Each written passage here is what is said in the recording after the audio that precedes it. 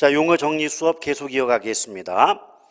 자, 거기를 보시면은 이제 유휴지란 말 나오죠. 자, 유휴지 말 그대로 충분히 사용이 가능함에도 불구하고 방치되고 있는 토지를 우리가 유휴지다 이렇게 말할 것이고요.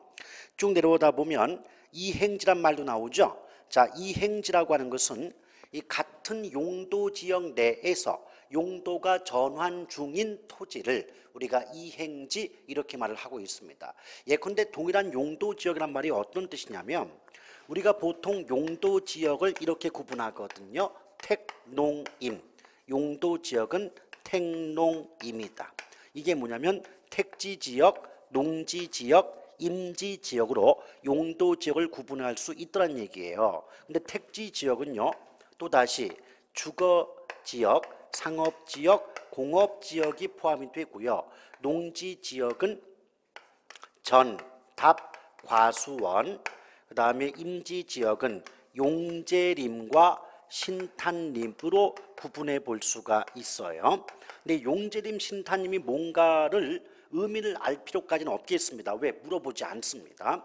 근데 이때 동일한 용도 지역이란 말은 동일한 택지 지역 내에서 공업 지역이 상업 지역, 상업 지역이 주거 지역 이렇게 바뀌는 경우를 우리가 이행지다 이렇게 표현해 볼 수가 있더라는 거죠. 아시겠죠? 그래서 같은 용도 지역 내에서 토지의 용도가 바뀌는 경우를 이행지라고 말합니다. 자, 그 다음에 그 아래를 보시면 인구 공동화 현상 나오죠. 이때 공동이라고 하는 건 한자로 구멍의 뜻입니다. 그럼 인구의 구멍이 뚫렸다. 이게 무슨 말이냐면 도심 지역의 주간 인구와 야간 인구의 격차가 크게 되면 마치 인구의 구멍이 뻥 뚫린 듯한 현상이 나오더라 이 말이죠. 이걸 우리는 인구 공동화 현상 이렇게 말하는데 우리가 그 즐겨 먹는 그 음식 중에서 가운데 구멍이 뚫린 그 음식이 뭐예요? 내 그럴 줄 알았어. 도너츠가 뭡니까? 도넛 아시겠죠? 그래서 도넛 현상이라고 표현할 수가 있겠습니다. 자, 그 다음에 또 한 장을 넘겨보시면 맨 아래 봤을 때 자, 임대료 규제란 말이 나오죠. 임대료 규제. 근데 임대료는 쉽게 말하면 월세 아니겠습니까? 그러면 시장의 균형 임대료, 그러니까 시장에서 받는 임대료 수준보다 정부가 개입해서 임대료를 낮은 수준으로 통제하는 제도를 임대료 규제다라고 말할 수 있겠어요. 임대료 규제도 원래의 시장 가격보다 낮은 수준으로 가격을 통제하는 것이기 때문에 그 성격상 일종의 최고 가격제라고 보시면 되겠습니다. 또 임대료 보조란 말이 있죠. 임대료 보조는 월세의 일부를 정부나 지방자치단체가 세입자 즉 임차인에게 지원 보조해주는 정책 수단을 임대료 보조다라고 말할 수 있겠죠. 근데 상식적으로 월세의 일부를 지원받으면 그 임대료를 지원받은 만큼 임차인들의 실질적인 소득이 증가하는 셈이므로 그 임대주택에 대한 소비 수요가 늘어나는 효과가 발생하게 되더라는 것이죠. 자, 그렇게 보시면 되겠고 또 뒷장을 넘겨보시면 맨 쭉 아래 보시면 입지잉여라는 말이 나와요. 근데 입지라고 하는 것은 한마디로 위치거든요. 그리고 잉여는 뭔가 남는 거예요. 따라서 입지잉여라 하면 위치가 좋아서 발생하는 어떤 초과 이윤을 우리가 입지잉여다 이렇게 말해요. 근데 일상에서 보면 사장님 여기는 몫이 좋아요 하는 경우가 있겠죠. 몫이 좋다는 것은 그만큼 위치가 좋다는 것이고 몫이 좋은 곳에서 장사를 하게 되면 그렇지 않은 곳에서 장사를 할 때보다 더 많은 이익을 얻을 수 있게 되지 않습니까? 이런 것을 우리는 입지잉여다 이렇게 말해요. 근데 상식적으로요. 입지 조건이 좋을수록 입지잉여는 많이 나오겠죠. 또 반대로 입지 조건이 나쁠수록 입지잉여는 줄어들다가 그 입지잉여가 0이 되는 지점이 있어요. 그런 지점을 우리는 한계 입지다 이렇게 표현하고 있다는 겁니다. 아시겠죠? 자, 그 다음 그 아래에 보면 입지 중량 뭐 이런 말 나오는데 이런 것들은 구체적으로 본 수업 들어가서 수업을 진행하도록 하겠습니다. 자, 한 장을 넘겨보시면은요. 중간쯤에 의존 효과란 말 나오죠. 갈브레이드 효과라고 하는데 그 의존 효과도 우리 아까 그 백로 효과, 편승 효과 있었잖아요. 이것과 마찬가지로 불합리한 어떤 소비 수요에 해당이 되는데요. 여러분 상식적으로 신제품은 구제품에 비해서 값이 비싸죠. 그러면 수요 법칙에 의하면 값이 비싸면 값이 비싼 물건은 값이 싼 물건보다 덜 산 게 당연한 거거든요. 근데 신형 제품이 값이 비쌈에도 불구하고 그 신제품을 광고하는 그 광고에 현혹이 되어서 마치 신제품이 없으면 시대에 뒤떨어진다는 느낌을 받기 때문에 값이 비쌈에도 불구하고 너도 나도 그 값이 비싼 신제품을 구입하고자 대리점으로 점포로 몰려들더라 이 말이죠. 이걸 우리는 광고 등에 의해서 불합리한 소비 수요가 이루어진다는 관점에서 바로 갈브레이드 효과 또는 의존 효과라는 말을 쓰고 있더라는 겁니다. 자, 그 다음에 쭉 내려오다 보면 위험이란 말이 나오는데요. 여러분 위험은 어떤 뜻이에요? 위험은 우리의 미래는 확실해요, 불확실해요? 불확실합니다.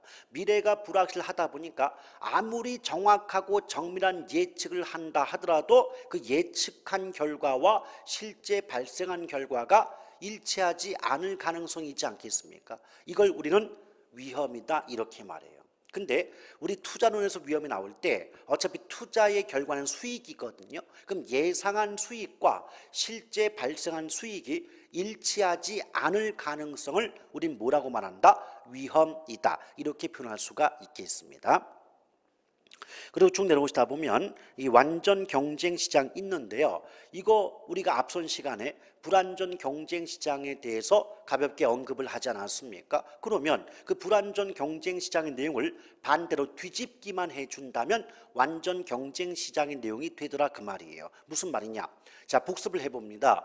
불완전 시장 그러면 시장 진입 장벽이 있다. 그래서 참여자가 소수이다라고 했고요. 또 이질품이 거래되기 때문에 일물일가 법칙이 성립할 수 없다라고 했어요. 이걸 반대로 바꾸면 완전 경쟁 시장이 되거든요. 그래서 완전 경쟁 시장에서는 시장 진입 장벽이 없다. 그래서 참여자가 다수이다. 그리고 동질품이 거래되므로 일물일가 법칙이 성립된다. 이런 식으로 불완전 시장에서 배웠던 내용을 반대로 뒤집어 주기만 한다면 완전 경쟁 시장에 대한 학습이 가능하다라고 보시면 돼요.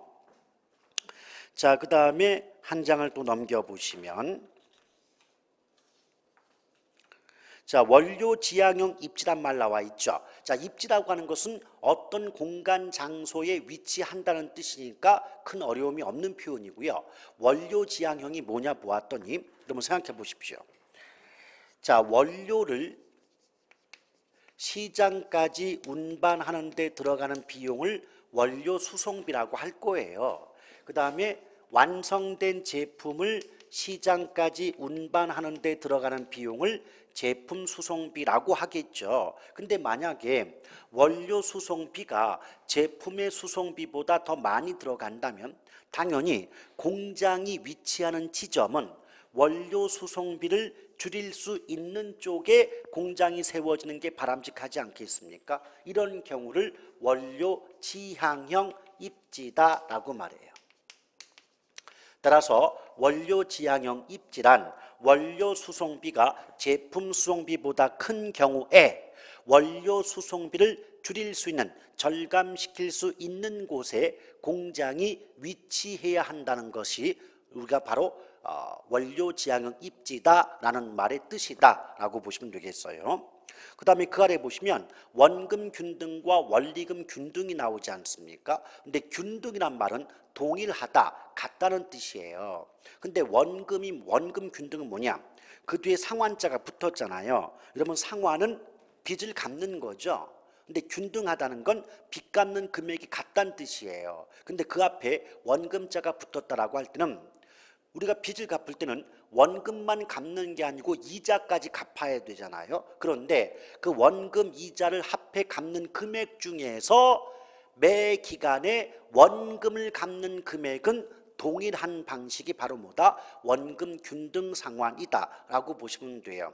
그런데요, 원금은 똑같이 갚아지지만 원금이 갚아지는 만큼 잔금이 줄어들겠죠. 그럼 잔금이 줄어드는 만큼 이자액은 점점 줄어들 수밖에 없어요. 그러므로 원금 균등 상환 방식에서 원금 상환액은 일정한 반면 이자 지불액은 점점 줄어든다는 점을 기억할 필요가 있겠습니다.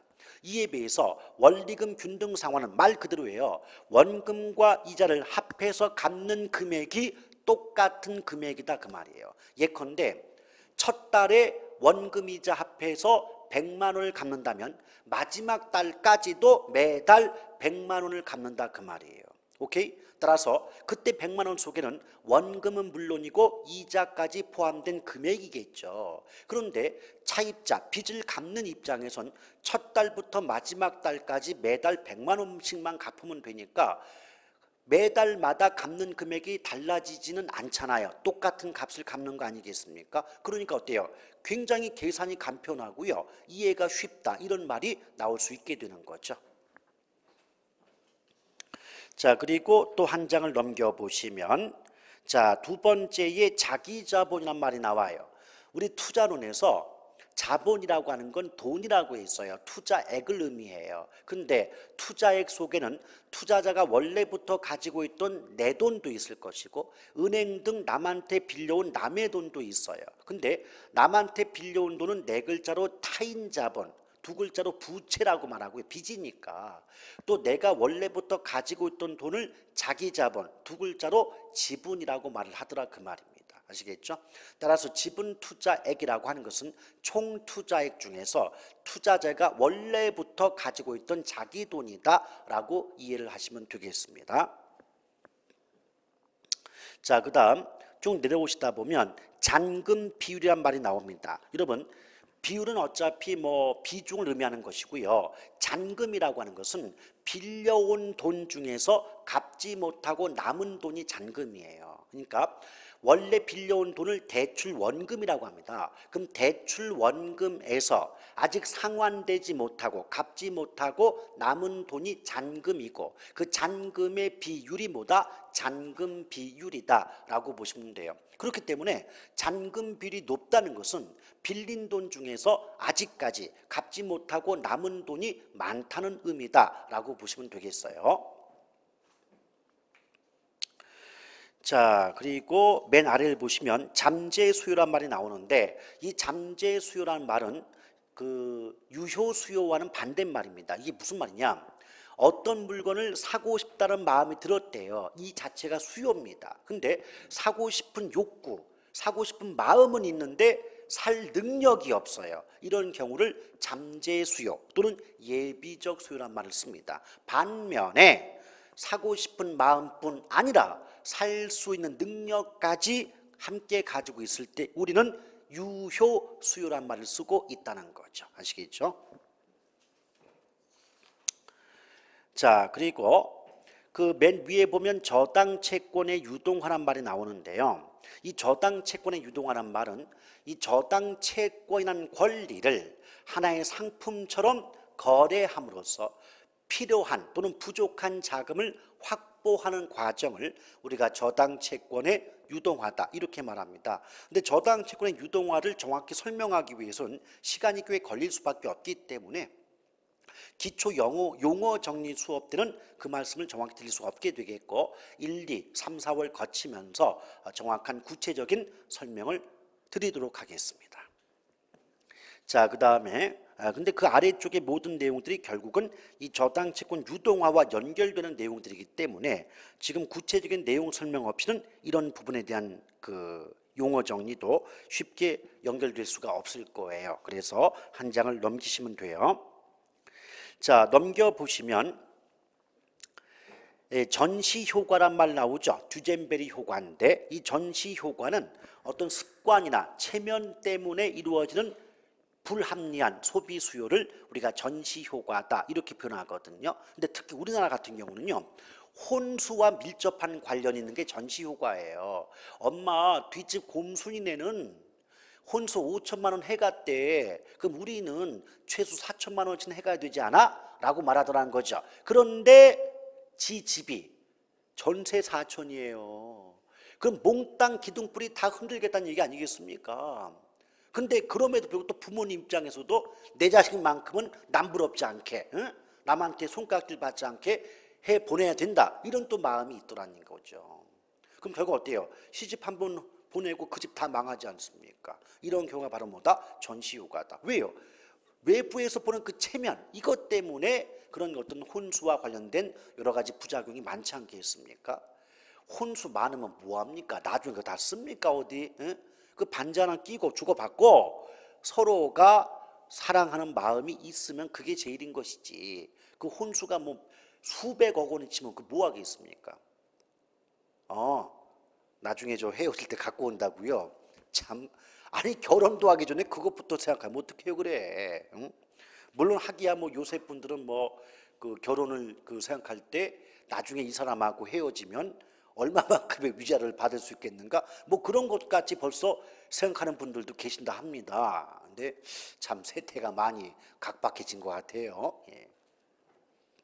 자, 그다음에 쭉 내려오다 보면 이 절대지대 말이죠. 근데 절대지대는 지대 이론 중에서 마르크스가 주장한 이론이 절대지대 이론이에요. 근데 절대지대는 뭐냐면 토지의 비옥도, 그러니까 토지가 비옥하든 비옥하지 않든 간에 그 토지가 개인의 재산인 이상, 개인의 사적 소유인 이상, 남의 땅을 빌려서 이용하려면 그 땅을 이용하는, 빌리는 대가는 반드시 지불할 수밖에 없지 않느냐. 그러니 모든 토지에는 비옥도에 관계없이 지대가 발생하게 된다. 이런 입장을 절대지대다 이렇게 표현합니다. 또 그 아래에 보면 정률법과 정액법이란 말이 연결되어 나오죠. 근데 정은 일정하다의 뜻이고요. 율은 감가율이에요. 그러니까 우리가 가치가 깎이는 것을 감가된다라고 하죠. 근데 해마다 가치가 깎이는 비율을 매년 감가율이라고 합니다. 그래서 정률법은요, 감정평가 3방식 중에서 원가 방식과 연결되고 감가 수정 방법 중에 하나가 정률법이에요. 그래서 매년 해마다 가치가 깎이는 비율이 일정하다고 보고 매년의 감가액을 구하는 방법이 정률법이에요. 이에 비해서 정액법은 역시 정이 일정하다의 뜻이겠죠. 근데 액이 뭐다? 해마다 가치가 깎이는 금액, 즉 매년 감가액이 해마다 동일하다. 이걸 전제로 매년의 감가액을 구하는 방법이 정액법이다라고 보시면 돼요. 자, 그 다음에 뒷장을 넘겨보시면 정의 지렛대 효과가 나오는데 아시겠지만 앞서서 우리가 부의 지렛대 효과를 용어를 설명해 드린 바가 있지 않습니까? 그런데 어차피 지렛대 효과는 남의 돈 이용해서 나의 수익을 높이고자 하는 효과가 지렛대 효과죠. 그런데 아까 부의 지렛대는 남의 돈 빌려와서 투자해서 수익이 나왔는데 그 수익으로 빚조차 갚기가 어렵다. 이게 부예요. 그런데 남의 돈 빌려와서 투자했고 그 얻어진 수익으로 빚을 갚고도 나에게 떨어지는 떡고물이 많다. 이런 경우는 돈을 잘 빌린 경우죠. 이 돈을 잘 빌린 경우를 정의 지렛대 효과다라고 표현합니다. 그 다음에 그 아래 정착물이 나오는데요. 어차피 정착물에서 물은 물건이잖아요. 그럼 정착이라고 하는 것은 한 곳에 붙박혀서 이동하지 않는다의 뜻 아니겠습니까? 그래서 일상 용어로만 해석을 하더라도 정착물은 한 곳에 부착되어 이동하지 않는 물건이라고 말할 수 있겠죠. 근데 교과서라든지 우리 시험에 출제될 때는 그렇게 단순하게 나오지는 않지 않겠습니까? 그래서 정착물이란 토지 등에 항구적으로 부착되어 부동산화한 물건을 의미한다. 보통 이렇게 나와요. 근데 무슨 말이냐? 토지 등에 항구적으로 부착이 되었다는 것은 계속해서 토지나 건물에 붙어 있다는 말이 돼요. 그럼으로써 부동산화했다는 거죠. 근데 부동산화했다는 것은 부동산으로 성격이 바뀌었다는 뜻입니다. 근데 여러분 봐봐요. 만약 어떤 물건이 처음부터 부동산이었다면 부동산화라는 말을 쓸 필요가 없잖아요. 오케이? 따라서 뭐다? 부동산화라는 말을 썼다는 건 뭔진 몰라도 원래는 부동산이 아니었는데 부동산으로 성격이 바뀌었구나, 이렇게 예측할 수 있지 않겠습니까? 맞아요. 그래서 정착물은 원래는 부동산이 아니었다. 근데 부동산이 아니었던 물건이 토지나 건물 등에 계속 부착되어짐으로써 부동산으로 성격이 바뀐 거예요. 예컨대 여러분, 벽돌 한 장 한 장, 기와장 한 장 한 장을 부동산이라고 말하지는 않지 않습니까? 움직일 수 있으니까 동산이죠. 그런데 여러분, 그 벽돌 한 장이 모여서 담장을 이루고 기와장 한 장이 모여서 지붕을 이루었을 때 그 담장과 지붕이 부동산이 아니라고 말할 수는 없지 않습니까? 아시겠죠? 이처럼 부동산이 아니었던 물건이 결합이 돼요. 어디에? 토지나 건물 등에 부착이 돼요. 부동산으로 성격이 바뀌어질 때 우린 그것을 정착물, 즉 부동산이다 라고 말하더라, 그 말입니다. 아시겠죠? 자, 그 다음에 그 아래에 보면 이제 조기 상환 위험 나오는데 너무 간단하죠. 왜? 조기 상환은 만기가 되기 전에 빚을 갚았다는 의미가 되죠. 근데 만기가 되기 전에 빚을 갚는데 그게 무슨 위험이냐? 차입자 입장에서는 위험이 아니죠. 예컨대 10년 만기인데 7년 만에 빚 갚았다 그러면 정말 자랑스럽고 뭔가 대견하고 스스로 뭔가 해냈다, 이런 그런 감정이 들겠죠. 근데 대출자 입장은 그게 아니에요. 은행 입장에서는 대출 기간이 10년이다. 10년 만기로 돈을 빌려줬다는 것은 10년 동안 이자를 받아 먹겠다는 의도가 있는 거예요.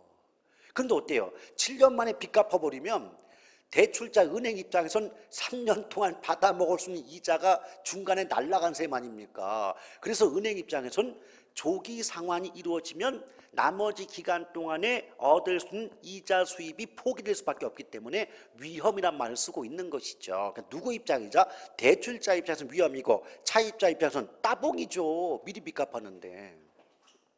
그러니까 대출자가 열받잖아요. 열받으니까 우리 그런 말 들어봤어요. 조기 상환에 따른 위약금을 부과한다. 조기 상환 수수료를 부과한다. 이런 말 들어본 경험이 있을 수 있어요. 그게 뭐냐? 미리 빚 갚았으니까 은행 입장에서 나머지 기간 동안에 이자 수입을 얻을 수 없잖아요. 열받으니까 위약금 내놔.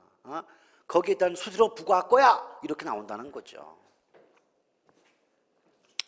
자, 그렇게 보시면 되겠고, 또 한 장을 넘겨보시면 거기 중간쯤에 주거분리란 말 나오죠. 여러분, 주거분리는 고소득층의 주거지역과 저소득층의 주거지역이 떨어져 위치하는 현상이 주거분리인데, 이게 쉽게 말하면 저소득층의 주거지역은 빈촌이 빈촌, 가난한 동네, 못 사는 동네. 근데 고소득층의 주거지역은 부촌, 부자 동네죠. 그러면 우리가 일상에서도요, 부자 동네와 가난한 동네가 서로 옆에 붙어 있던가요? 멀리 떨어져 있지? 그렇잖아요. 그래서 예컨대 우리가 뭐 강남이다 그러면 왠지 이미지가 이 부자 동네 사는데, 좋은 동네 사는데 그러잖아요. 여러분 그거 알아요? 강남에도 옥탑방이 있다는 거예요. 그러니까 강남에 산다고 해서 다 부촌에 살고 좀 쾌적한 환경에 거주하는 건 아니라는 거죠. 근데 어찌됐든 간에 강남 그러면 이미지상 강북보다는 좀 더 쾌적한 이미지가 떠오르지 않습니까? 오해하지 마세요. 저도 지금 현재는 대전에 거주하고 있지만 대전에 내려가기 전에는 강북에 살았습니다. 저 강남 온 적도 없습니다. 아시겠죠? 그게 또 강북에 사시는 분들 기분 나쁘다고 오해하시면 아니 되어요. 예. 자, 그 다음에 맨 아래에 보시면 주택의 여과 현상이 나오는데 이걸 주택순환 필터링 그러거든요. 이게 무슨 말이냐? 어떤 집이 있어요. 근데 그 집이 원래 그 집에 살고 있던 분들과는 소득이 다른 계층의 주택으로 바뀌는 현상을 우리가 주택 여과다, 순환이다, 그렇게 말해요. 여러분 왜 그런 경우 있잖아요. 야, 이 집이 말이야, 과거에는 장관님이 살던 집이야, 기업의 회장님이 살던 집이야. 근데 지금은 네가 살고 있지 않니? 이거 은근히 기분 나쁜 말입니다. 이게 무슨 말이에요? 과거는 소득이 상대적으로 높았던 그 상위 계층 또는 고소득층의 사용주택이 지금은 상대적으로 소득이 낮은 하위 계층의 주택으로 바뀌었다는 의미가 되거든요. 그럴 때 우리는 하향여과라는 말을 씁니다. 근데 하향여과를 아주 단순하게 압축해버리면 고가주택이 저가주택으로 바뀌는 걸 하향여과다 이렇게 말하는 거죠. 그럼 여러분, 하향이 있으면 무슨 향도 있을까요?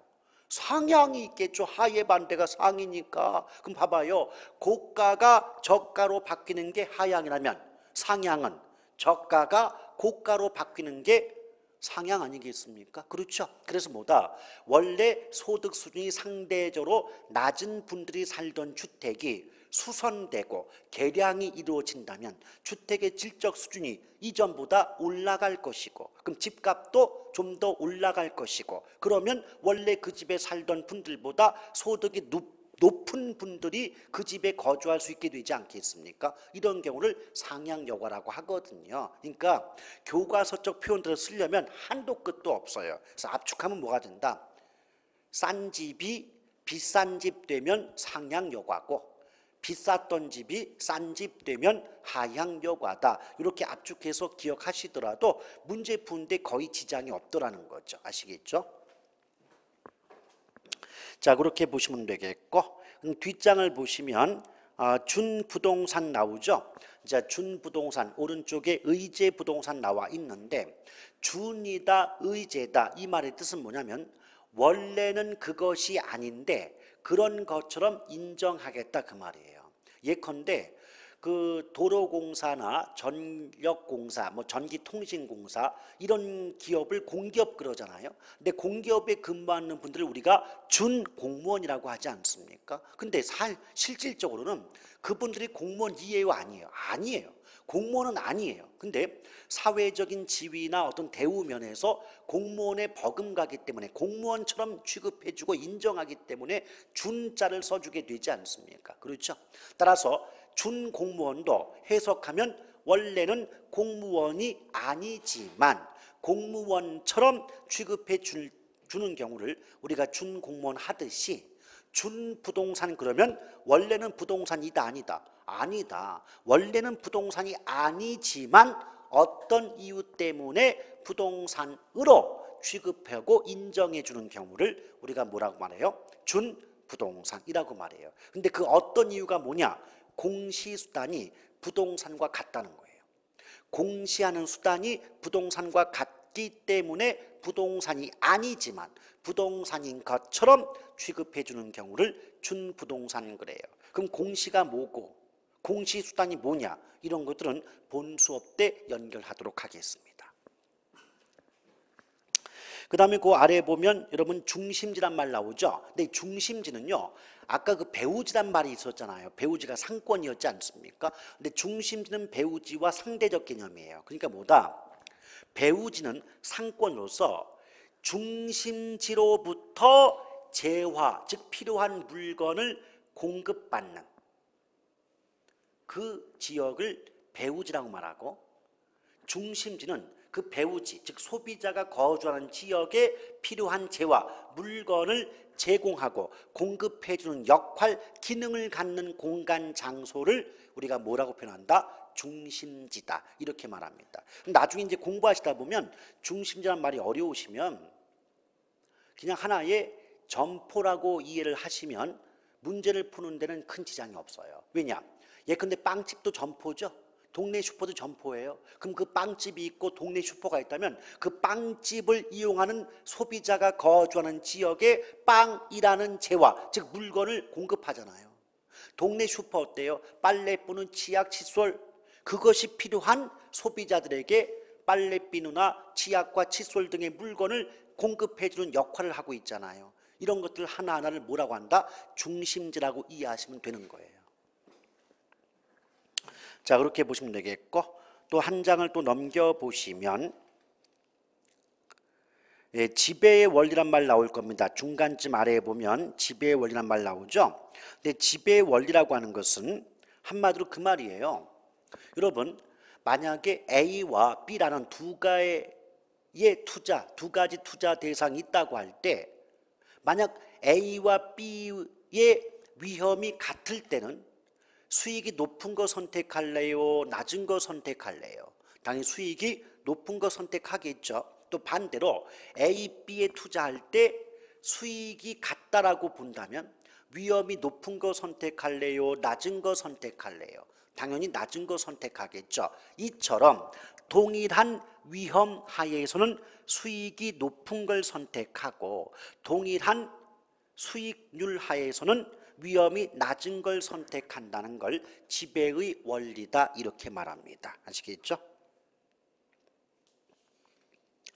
자, 이렇게 보시면 되겠고요. 그 다음에 또 한 장을 넘겨보시면 이 직주분리란 말 나옵니다. 근데 직주분리는 직은 직장이고 주는 주거지예요. 그래서 직장과 주거지가 떨어져 위치하는 현상을 직주분리라고 표현한다 이 말이죠. 오케이? 근데 여러분 대부분 직장은 도심 안에 있고 또 주거지는 외곽 지역에 있지 않겠습니까? 그렇다면 이런 직주분리가 발생하면 도심 내의 직장과 외곽 지역의 주거지 간의 거리가 멀어짐에 따라서 통근거리가 길어진다. 통근거리가 멀어진다. 이런 말이 나올 수 있는 것이고요. 또 도심 입장에서는 낮에는 사람들로 북적되다가 퇴근 시간 이후에는 사람들이 썰물처럼 빠져나가지 않겠습니까? 그래서 도심 입장에선 주간 인구와 야간 인구의 격차가 큰 인구 공동화가 발생하는 거예요. 근데 외곽 지역 주거지 입장에선 낮에는 텅텅 비다가 밤에는 잠만 자러 들어오죠. 그래서 도시 전체가 침대화된다라고 해서 침상도시화 또는 배드타운화 현상이 발생한다 이렇게 표현합니다. 또 그 직주분리의 반대로 도심 내 직장과 외곽 지역의 주거지가 서로 가까이 위치한 현상, 즉 외곽으로 나갔던 주거 인구가 다시 도심 안쪽으로 이동함으로써 직장과 주거지가 가까이 위치하는 현상을 접근이라고 말하죠. 직주 접근 아시겠죠? 그 다음에 집약도란 말 나오는데요. 집약도라고 하는 것은 이 토지에 대한 노동 자본의 투입량의 비율을 집약도라고 말합니다. 그래서 이 집약도를 구하는 공식을 잘 보다 보면 자, 집약도란 토지에 대한 노동과 자본의 투입량의 비율을 우리 뭐라고 표현한다? 집약도다 이렇게 표현하고 있는 거죠. 근데 여기서 집약도가 높다. 이 집약도는 몫이에요. 몫. 집약도는 몫이에요. 토지는 분모값이고 노동과 자본이 분자값 아니겠습니까? 그렇다면 이 몫이 크고자 하려면 둘 중에 하나가 돼야 돼요. 분자값이 크거나 분모값이 작거나. 그렇죠? 그러면 집약도란 몫이 커질 거예요. 따라서 집약도란 몫이 크다는 것은 분모값인 토지에 대하여 분자값인 노동과 자본이 투입되는 비중이 크다는 의미다. 또는 높다는 뜻이 되거든요. 근데 그렇게 따지면 좀 머리가 복잡해집니다. 그럼 어떤 것만 따져보자. 땅만 따져보자. 여러분 땅의 값어치를 지가라고 하겠죠. 그럼 여러분 도심으로 올수록 땅값은 비싸요. 그럼 땅값이 비싸면 비싼 건 더 써요, 덜 써요? 덜 써요. 그럼 어때요? 도심으로 올수록 토지의 투입량은 줄겠죠. 반면에 노동과 자본 투입량은 는다는 거죠. 따라서 도심으로 올수록 땅값이 비싸진다. 땅값이 비싸지니까 토지 사용량이 줄어든다. 그럼 분모 분자를 다 따지지 말고 분모값만 보자 이거예요. 도심 올수록 땅값 비싸지죠? 그럼 토지 투입량이 줄죠? 그럼 분모값 작아지죠? 그럼 반대로 몫인 집약도는 커지잖아요. 근데 외곽 갑니다. 땅값 싸져요. 많이 쓰죠? 그럼 토지 투입량이 늘어요. 그럼 분모값이 커지죠? 그럼 몫은 작아지겠죠? 그래서 압축하면 도심에 가까울수록 집약도는 커지고 외곽으로 갈수록 집약도는 작아진다. 이런 식의 말이 가능할 수 있지 않겠습니까? 그냥 외우려고만 하지 마시고 그런 말이 왜 나올 수밖에 없는가? 그 원인과 과정과 구조에 대한 이해가 선행되어야 돼요. 그 원인, 과정, 구조에 대한 이해가 이루어진다면 별도로 책을 또다시 보지 않아도 일정 점수 이상을 획득할 수 있는 과목이 개론이에요. 근데 왜 개론을 그렇게 괴로워하시느냐? 이해하고 싶지 않으니까. 왜? 그냥 단순 암기보다 이해하려면 시간이 많이 걸리고 머리가 복잡해지잖아요. 그러니까 귀찮으니까 안 하려고, 암기만 하려고, 그냥 빠르게, 그냥 간단하게, 간편하게 그렇게 공부하려고 하다 보니까 나중에는 점수가 안 나오는 거예요.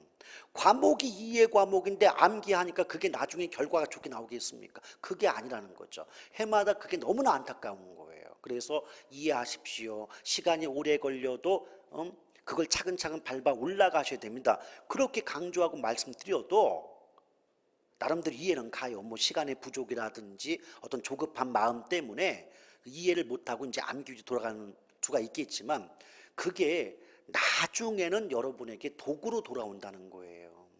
여러분 지금 당장 모의고사 70, 뭐 100점 맞는 게 중요한 겁니까? 그거 아니잖아요. 지금 아무리 모의고사 80을 맞고 90을 맞는다 한들 당일날 가서 과락이 나오고 60 미만 점수가 나오면 말짱꽝하냐 그 말이요. 그 목표 의식을 가지고 내 목표는 합격이지 모의고사 100점이 아니다. 그럼 합격을 이루기 위해서는 어떤 식으로 학습을 하는 게 바람직하고 정석이냐.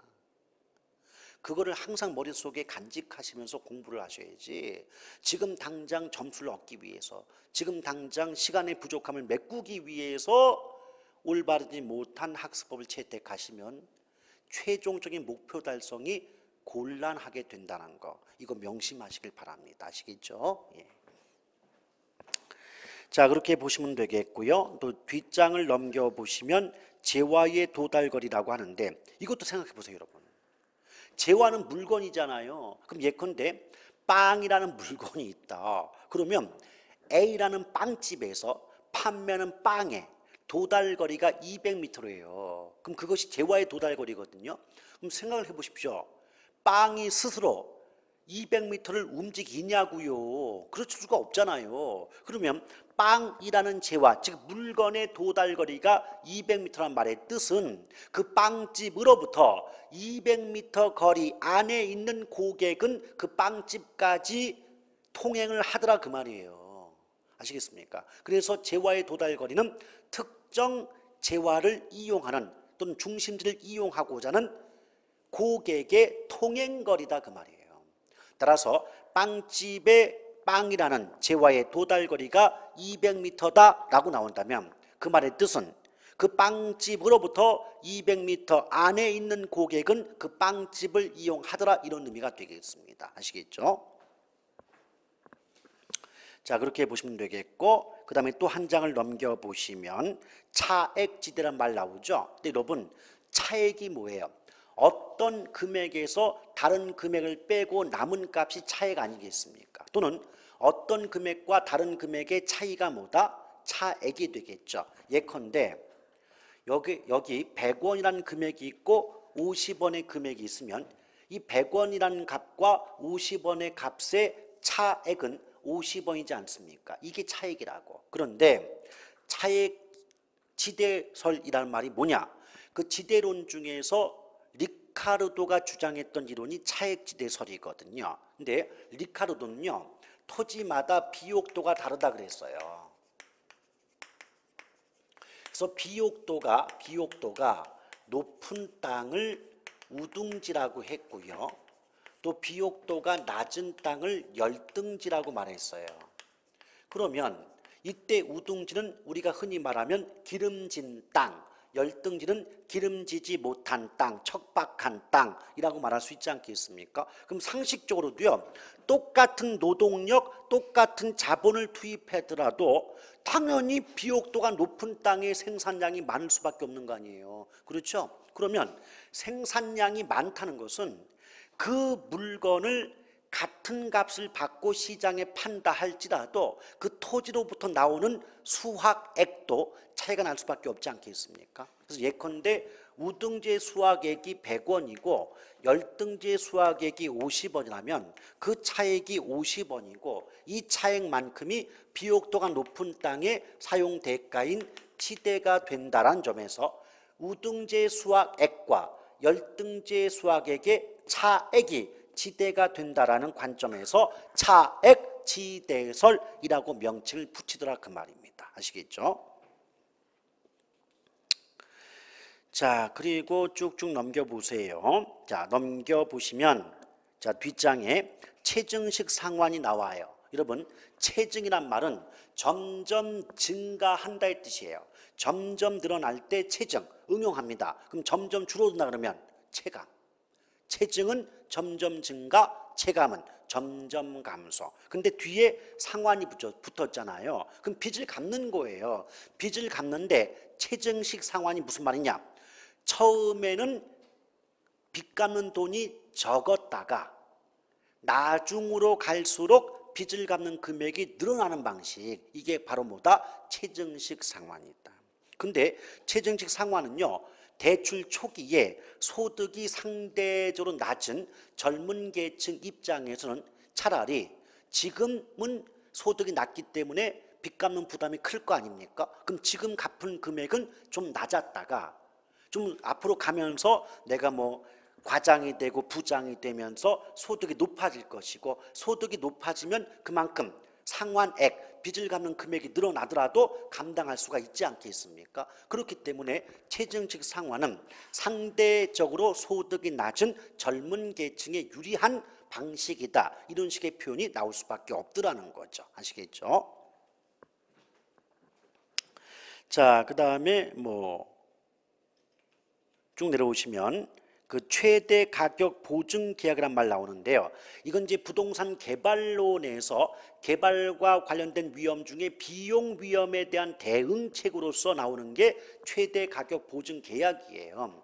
여러분 아시겠지만 부동산 개발은 그 개발 기간이 장기간이거든요. 그러다 보니까 처음에 개발을 처음 시작할 때 예상한 비용보다 뭐 물가의 상승이라든지 또 자재값 인상, 인건비의 상승 이런 요인 때문에 처음에 예상한 비용보다 그 개발 비용이 더 증가할 수밖에 없거든요. 그럴 때 그 개발업자가 건설업자와 처음에 계약을 맺으면서 내가 지금 처음에 예상한 비용은 100억인데 앞으로 물가가 오르게 되면 그 비용이 더 늘지 않겠느냐. 그럼 나는 최대 110억까지는 내가 지불하마. 근데 그 110억을 넘어가는 부분에 대해서는 건설업자 네가 부담해라. 이런 식으로 그 계약을 맺는 게 최대 가격 보증 계약이에요. 따라서 한마디로 말하면 개발업자 입장에서 최대 얼마까지의 비용은 지불하마, 보증하마 하고 체결하는 계약이 뭐다? 최대 가격 보증 계약입니다. 이 계약이 체결됨으로써 끊임없이 그 개발 비용이 계속해서 증가하는 상황에서 얼마까지만 부담을 하게 되니까 개발업자의 비용 위험을 어느 정도 상쇄, 즉 완화시킬 수 있다. 이런 표현이 가능할 수 있게 되는 거죠. 아시겠죠?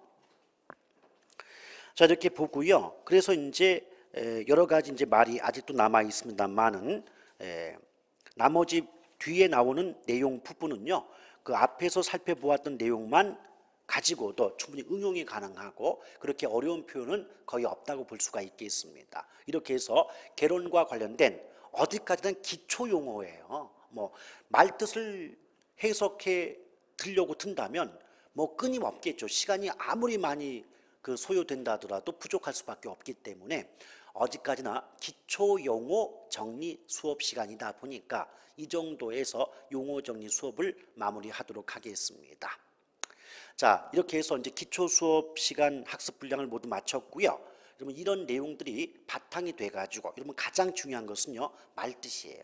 말뜻을 알고 있으면 이제 기본이나 심화 고급 수업 들어가면서 그 내용에 대한 이해 정도가 빠르게 되고 학습 속도가 상당히 빨리 탄력을 받게 될 수 있거든요. 근데 말뜻을 정확히 알지 못하는 상황에서는 이 말이 그 말인가 저 말이 이 말인가 자꾸 혼란이 오고 또 헤매게 되면서 학습 효과가 그만큼 낮아질 수밖에 없더라는 거죠. 그래서 다른 건 몰라도 오늘 말씀드렸던 또 이전 시간에 말씀드렸던 용어의 뜻만큼은 정확히 기억할 필요가 있다는 걸 다시 한번 말씀드리면서 이 수업을 마치고자 합니다. 대단히 수고 많으셨습니다. 고맙습니다.